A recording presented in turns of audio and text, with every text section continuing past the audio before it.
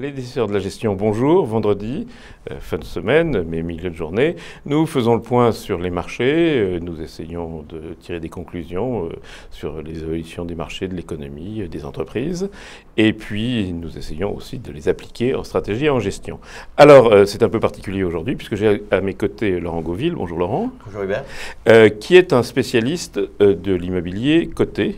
Exactement. Donc chez Gestion 21, un petit mot de Gestion 21, puisque vous êtes venu qu'une seule fois. Votre société n'est venue qu'une seule fois et vous êtes un nouveau. Gestion 21, donc c'est une entreprise qui a été créée en 2007 avec mon associé Daniel Tondu. Nous sommes un ancien gérant des fonds d'Acofi Gestion. Et donc à partir de novembre 2007, on a créé deux fonds. Un fonds immobilier qui s'appelle Immobilier 21, un fonds action qui s'appelle Action 21. Alors vous allez nous éclairer sur quelque chose de très particulier qui est effectivement l'investissement immobilier via les actions. Mais Nous commençons par les impressions macro.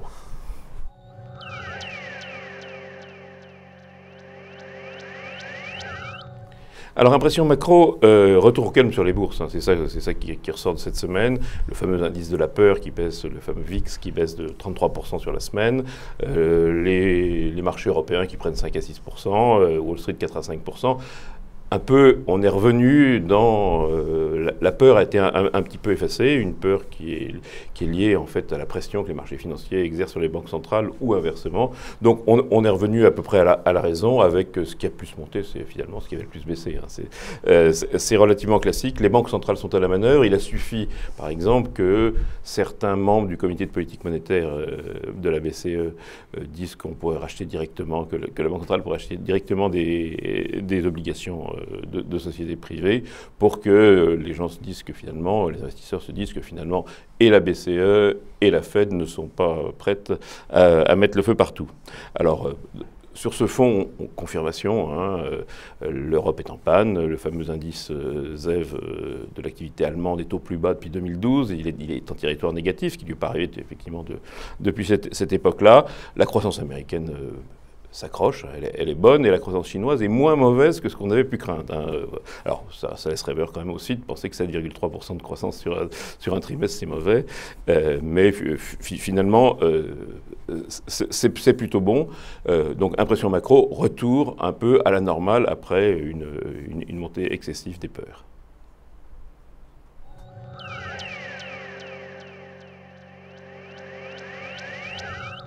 Alors, Reality Micro, juste un petit mot, pas mal de publications, mais beaucoup de publications de résultats, plutôt positifs aux États-Unis, avec quand même une déception sur Google, sur McDonald's, sur Coca-Cola. Alors, il commence à y avoir des effets du renchérissement du dollar, hein, il faut s'en apercevoir, mais globalement, très bons résultats américains. Et résultats européens plutôt bons, même si de temps en temps, c'est mitigé. Michelin, par exemple, c'est mitigé. Publicis, malgré son exposition américaine. Donc, plutôt dans la ligne, hein, on est plutôt content d'une manière générale. Autre actualité dans la semaine, c'est les changements de gouvernance dans tout le domaine de l'énergie. Donc Total avec la disparition de Christophe de Margerie, Areva avec le départ du président et une transition qui commence chez GDF Suez. Alors parmi les opérations financières, il y a l'OPA qu'a lancé Bolloré sur Havas, donc OPA-OPE, Bolloré qui a un cours qui est assez élevé et Havas qui a un cours qui est assez bas, il essaye plutôt de se renforcer, c'est assez classique. Il y a une discussion, pas mal d'investisseurs trouvent que c'est pas extrêmement bien payé et il est probable que Bolloré va acquérir des actions Havas par cette OPE, mais pas aller vers une fusion. Alors parmi les opérations financières, il y en a une, c'est Clépierre, c'est plus ancien, Clépierre Corio, alors là on rentre dans votre secteur. Laurent, allez-y. Oui, tout à fait. Enfin, c'est plus ancien. Les modalités pratiques vont être connues au quatrième trimestre, voire début on a un peu 2015. Là-dessus, oui. Et exactement. L'opération, quelle est-elle? C'est un rapprochement donc, entre deux acteurs importants de centres commerciaux, que sont Corio et Clépierre. Alors Corio, c'est plutôt l'Europe du Nord. Corio, c'est plutôt l'Europe du Nord, mais les véhicules de façon habituelle, traditionnelle, européens de centres commerciaux sont relativement éparses. L'intérêt, c'est quoi? C'est de constituer un ensemble d'une vingtaine de milliards de patrimoine, de 10 milliards de capitalisation, ce qui en fait un vrai challenger par rapport à Unibail, qui a toujours été le leader du secteur, du fait même qu'il est dans le CAC 40. Donc les deux leaders européens sont en France. Les deux leaders européens sont sont de droit français et gérés de France, on va voilà. dire. Exactement. Alors, comment on analyse cette opération? Pour les actionnaires de Corio, bien évidemment, ça permet immédiatement d'extérioriser une prime et donc la réaction boursière a été d'une quinzaine de % à l'annonce de cette opération. Pour les actionnaires de Klépierre, c'est une interrogation sur la capacité des équipes de Klépierre qui ont été très performantes du côté de la gestion du passif, comme beaucoup de foncières, oui. C'est-à-dire, quand on dit performant, ça veut dire qu'elles ont réduit fortement le coût de la dette. Elles ont réduit le fameux ratio des prêts à la valeur du patrimoine. Exactement, c'est-à-dire le niveau d'endettement par rapport au patrimoine que dans notre jargon on appelle loan to value. Voilà. Et ça, c'est l'ensemble des sociétés qui l'ont fait. Mais pour des entreprises comme Klépierre, qui ont des profils de risque très appréciés par le marché, ça se singularise par des dotations qui sont très bien notés en A, et donc ils ont un coût, un accès à la dette qui est très privilégié. Voilà, donc pour... Alors on va revenir peut-être sur tout ça au moment des conseils ou de la stratégie, mais alors ça veut dire que Klépierre, finalement, maintenant, a fini son recentrage, a vendu ses bureaux et est un 100%... Le reprofilage, c'est-à-dire l'action qui a été menée depuis 2-3 ans, c'est presque Unibail qui a été à l'origine de ce repositionnement. En se focalisant sur les grands centres, il a été suivi par Corio et par Klépierre, et quasi terminé. Sauf que là, on a de nouveau, via cette opération pour les équipes de Klépierre, un apport d'actifs qui va de nouveau falloir reprofiler. Pour les instants sur la gestion. Alors, gestion, Unibail, c'est l'inverse, ils publient des résultats qui ont quand même surpris, puisque quand on est dans les centres commerciaux, on se dit que la panne de consommation en Europe peut peser, et ce n'est pas le cas. En fait, ils s'inscrivent dans la tendance de ce qu'on avait observé déjà au S1, c'est-à-dire une très bonne résistance des chiffres d'affaires des commerçants, qui est bien notre indicateur économique des loyers futurs. Voilà. Et donc, que ce soit Unibail hier, ou Klépierre, ou Mercialys, on est sur un univers de croissance des chiffres d'affaires entre 2 et 3%, surperformant très largement les indices de consommation. Donc ça, c'est une bonne chose. Alors, parallèlement, Unibail est en train aussi de travailler son patrimoine, ce qui, en faisant une opération avec Carrefour, ce qui, premièrement, diminue évidemment son passif, baisse ses dettes, mais aussi donne une valorisation à l'ensemble du secteur. Effectivement, Unibail, à l'image de ce que font les autres acteurs, est en train de reprofiler son patrimoine et donc a fait cette opération, comme a pu faire très récemment l'opération avec Veraldav de 800 millions. Veraldav étant acheteur, lui, puisque ce niveau de loan to value lui permet d'être plutôt investisseur net. Donc, toutes ces sociétés, en fait, vont se ressembler de plus en plus, si elles convergent vers à la fois les mêmes activités et les mêmes ratios d'endettement. En fait, il y a quand même une disparité dans le monde du commerce qu'il faut peut-être préciser. En fait, vous avez, au niveau de l'offre de commerce, vous avez des acteurs de centres commerciaux avec des grosses galeries commerciales sur lesquelles on va avoir des prix pour les commerçants entre 400 et 600 euros. Et puis, en bout de chaîne, vous allez avoir ce qu'on appelle des retail parks, qui sont de l'immobilier, entre guillemets, plus low cost, mais qui s'adressent à des enseignes qui, faisant moins de chiffre d'affaires, ne peuvent pas payer les loyers des centres commerciaux, mais peuvent payer des loyers plus raisonnables, entre 100 et 150 euros. Ça, c'est l'offre des retail parks, comme peuvent le faire, par exemple, Immobilière Frais ou Patrimoine et Commerce. Donc, on va choisir dans le troisième chapitre, stratégie et gestion.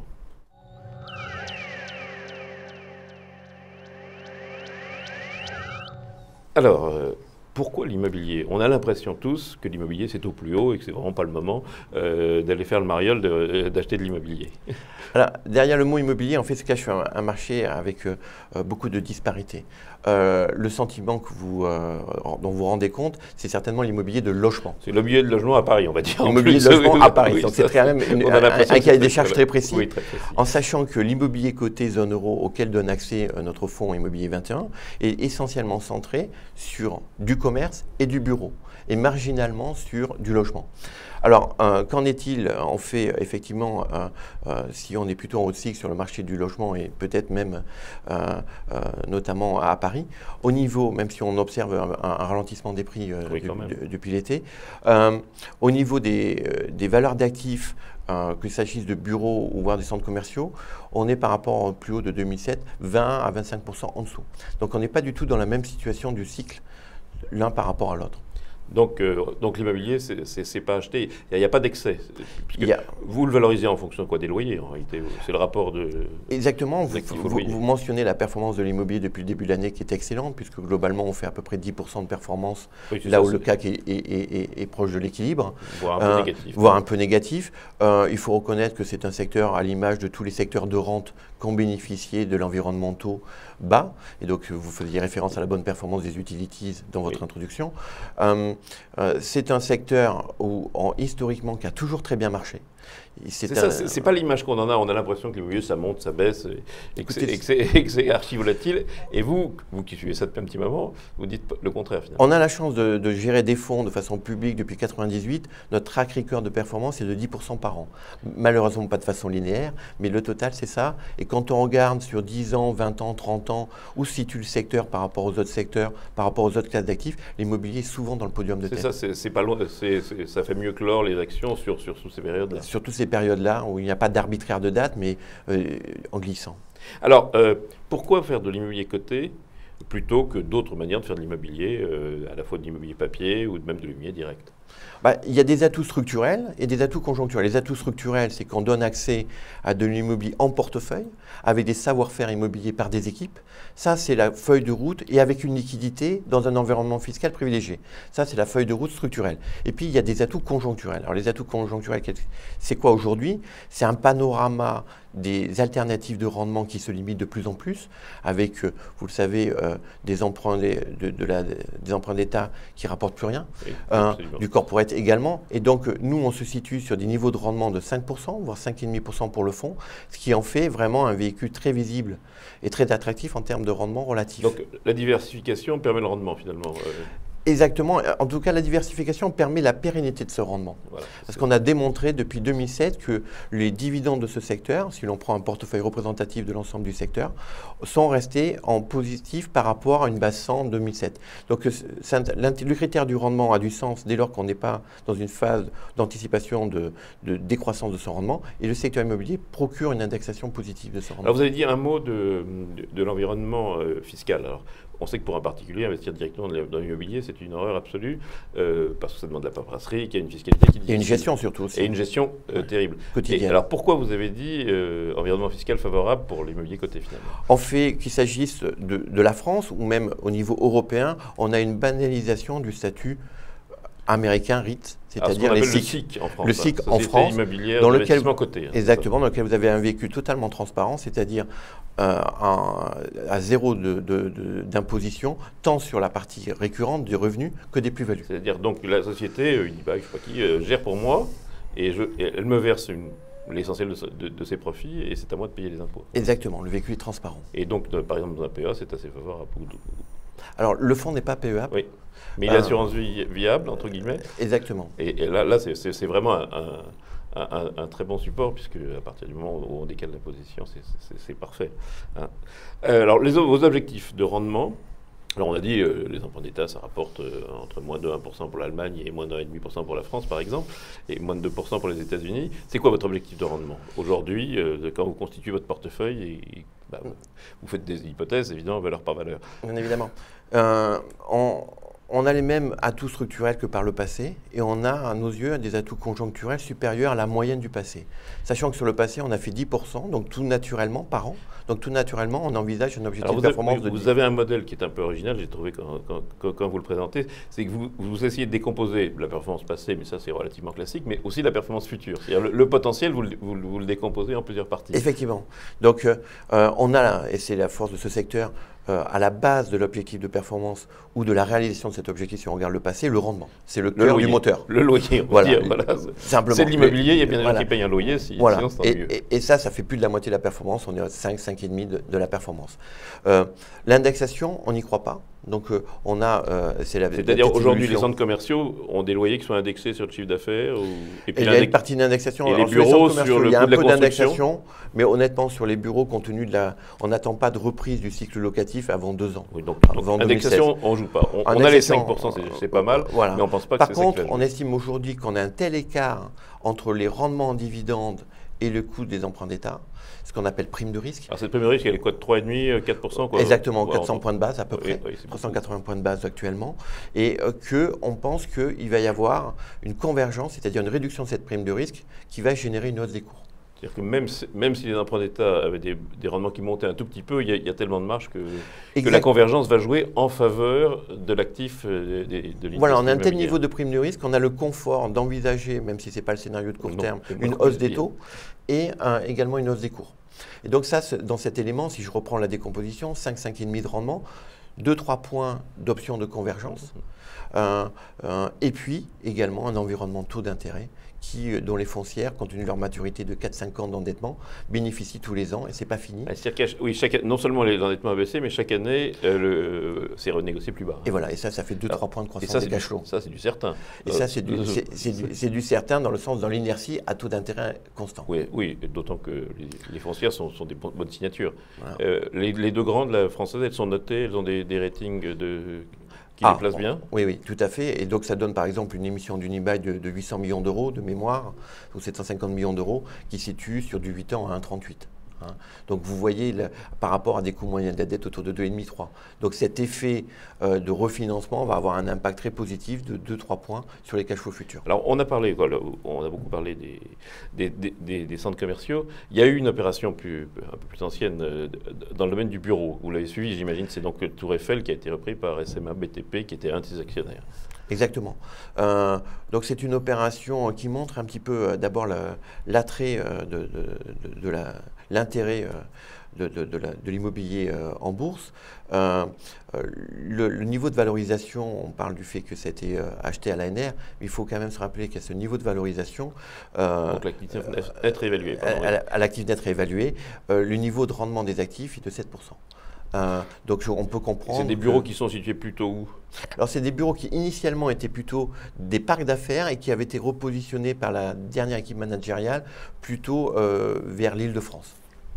Voilà, 7% de rendement. Et ça aussi, c'est l'illustration à nos yeux d'une option qui n'est pas dans notre objectif de performance, mais qu'il y a un gros retard entre ce qui se passe sur le marché physique, où vous avez des volumes d'investissement importants et où les prix augmentent, et l'évaluation faite par les experts qui ont 7% aujourd'hui sur le marché de taux de rendement. Ça ne se trouve pas sur le marché. Si je vais sur le site et que je prends le rapport annuel, je suis assuré que ce n'est pas surévalué en général. Exactement. Il y a aujourd'hui du retard d'évaluation. Alors, ce que les professionnels appellent les facteurs de sensibilité, c'est-à-dire en fait les risques, c'est quoi? Les risques, c'est un scénario de hausse des taux d'intérêt sans contrepartie de croissance. Ça, c'est un des éléments, bien évidemment. C'est arrivé dans le passé? Pas souvent. En fait, purement dans le choc de la peur, c'est votre indicateur de vol, c'est-à-dire où effectivement, un choc exogène peut faire monter le taux d'intérêt sans contrepartie de croissance. Mais, oui, la géopolitique. Exactement. Le pétrole, sinon, il y a une relative mutualisation entre d'un côté l'aspect, si je n'ai pas de croissance, j'ai plutôt des taux d'intérêt qui m'aident, et si j'ai des taux d'intérêt qui ne m'aident pas, à ce moment-là, c'est parce que j'ai de la croissance. Alors, durée de placement, parce que vous me dites, notre objectif, c'est 10% par an, ce qui est très important. Hein. Ça double tous les 6 ans ou 5 ans, quelque chose comme ça. Votre durée pour faire cette performance, vous la voyez comment? D'abord, il faut bien comprendre que nous, notre mode de gestion, c'est un processus de gestion fondamentale. Ça signifie que ça impose une durée de détention, sinon ça n'a pas de sens.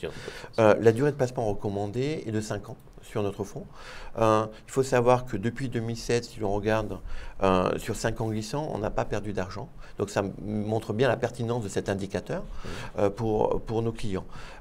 Donc 5 ans, je retiendrai, voire plus, pour la durée de placement. Et alors là, vous allez me dire que vous êtes très content du placement, mais à un particulier, vous recommanderiez de mettre combien de son portefeuille dans ce type de support? Alors, il y a eu beaucoup de par évidemment, mais ou un autre. Il y a eu beaucoup de travaux théoriques qui sont arrivés à des situations en fonction de comment on percevait le modèle économique de l'immobilier par rapport aux autres classes d'actifs, atteignait entre 10 et 40%. Je pense qu'il faut oublier le théorique et être relativement empirique. Aujourd'hui, l'immobilier représente une dépense entre 10-15% des ménages, donc dans un certain sens, hedger et en faisant 10-15%. Mettre son actif en face de son passif. Exactement, ça peut être une règle. C'est jamais une mauvaise règle. Nous passons au conseil.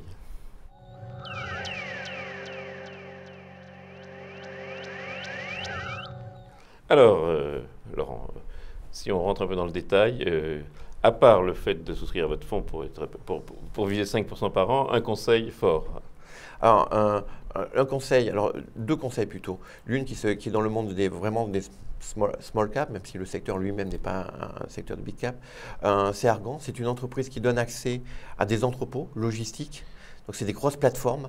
Donc, il y a plus de rendement que pour le moment que dans les centres commerciaux. Il y a plus de rendement et le paradoxe, c'est que si vous regardez l'historique, parce que la contrepartie de ce rendement voudrait qu'il y ait plus de vacances.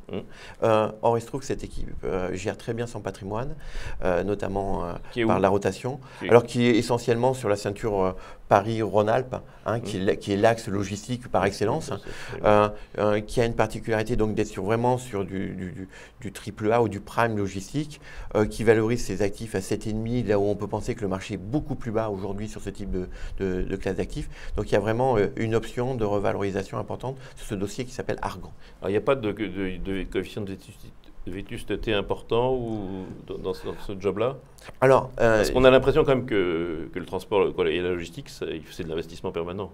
Alors, effectivement, c'est pour ça également l'autre contrepartie d'un niveau de rendement élevé. Mais ce qui arrive à faire cette équipe par une connaissance très précise des besoins de ses clients finaux, les chargeurs ou les logisticiens, c'est la rotation. Et donc, ce qui est important, c'est de voir l'âge moyen de son patrimoine. Et l'âge moyen évolue peu.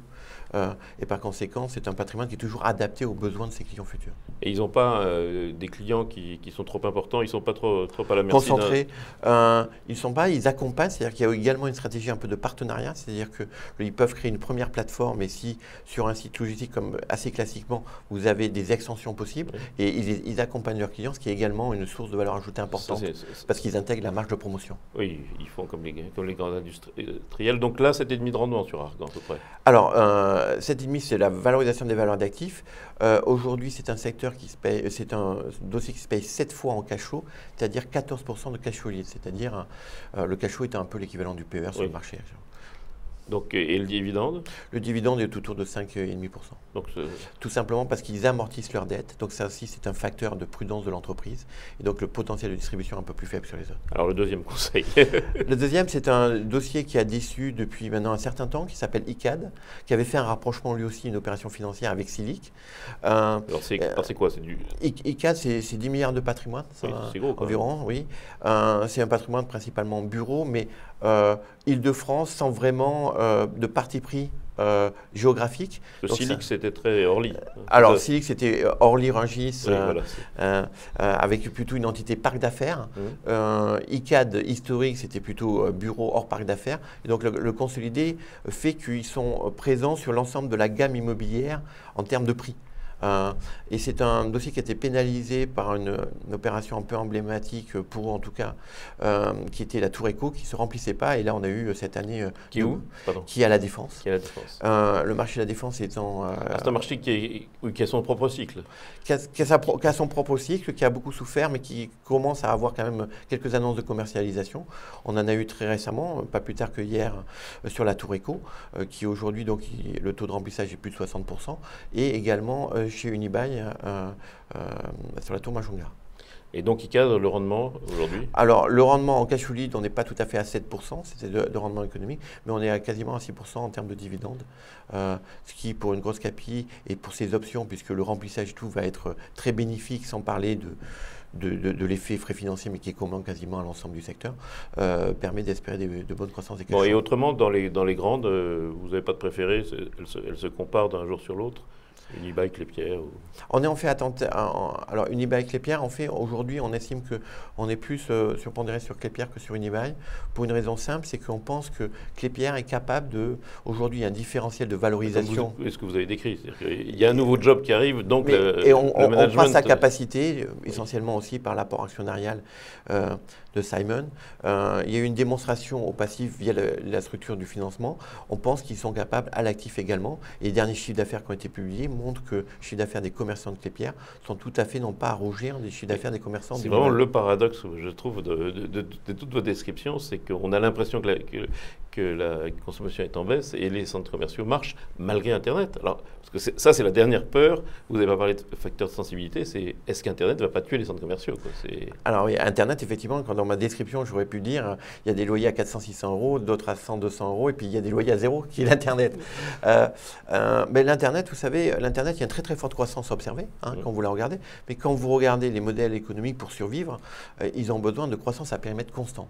Et la croissance à périmètre constant est beaucoup moins démonstrative que la croissance totale, puisqu'on est sur des niveaux de 3-4% à périmètre constant, si vous regardez les 40 plus gros sites. Et donc, il y a plutôt même des mariages entre des acteurs physiques. Alors, on est rue du commerce avec Altarea, qui n'est pas un enjeu, mais qui était plutôt une option pour Altarea, mais qui montre que c'est quand même pas si facile que ça d'émerger dans le monde du commerce et qu'il y a plutôt une prime au top 5 et après c'est compliqué. C'est-à-dire que l'idée que finalement il y a besoin de vitrines pour que vous voyez, même si vous l'achetez sur Internet, et donc il y a un loyer. Il y a une matérialité. C'est une réalité. Il y a une matérialité de la consommation. On voit d'ailleurs, alors c'est la réponse un petit peu, les grands centres vont sur les grandes foncières vont sur les très grands centres pour justement donner le plus de visibilité à leurs commerçants. Ça a été une grande tendance, l'augmentation de la taille moyenne des centres commerciaux. Mais effectivement, quel que soit le mode de consommation, à un moment donné, il y a un besoin de matérialité. Oui, il faut voir où vous livrez, où aller chercher. À éviter aujourd'hui dans votre secteur? Alors, la crise a permis de jouer une zone test et de voir un petit peu où ont été les accidents. Les accidents sur notre secteur sont essentiellement des accidents de bilan. Tout simplement pour les raisons que j'évoquais, c'est-à-dire qu'au niveau du compte de résultat, vous avez beaucoup de récurrence. Et donc, c'est essentiellement l'excès d'endettement qui peut vous amener à vous contraindre plutôt à faire des augmentations de capital très dilutives et pour le coup aller vers l'accident. C'est ce qui s'est produit sur certains dossiers espagnols, un dossier allemand qui s'appelait IVG. Et l'autre crainte qu'on peut avoir, c'est lorsque le nombre d'actifs n'est pas suffisamment, alors là, important pour assurer une mutualisation et donc une récurrence. Et donc ça, c'est les intérêts de la spéculation pure. Voilà, ça, en tout cas là c'est les facteurs qui créent, puisqu'on n'est plus en portefeuille, des craintes sur le compte de résultat. Sinon, sur le secteur, le compte de résultat a une très grande inertie. Et c'est un petit peu ce que l'on voit en termes de communication aujourd'hui sur un dossier qui s'appelle Zublin, qui est une toute petite capitalisation, qui n'a pas vocation à être dans notre fonds, mais dans lequel il y a un accident de commercialisation, en tout cas il y a une incapacité de commercialiser un actif. Ils sont principalement trois gros actifs, et donc ça se traduit par un taux de vacances important, et donc ça les met en difficulté. Eh bien, ce sera le mot de la fin. Laurent, merci beaucoup. Rendez-vous la semaine prochaine, même heure, même endroit. Merci Hubert.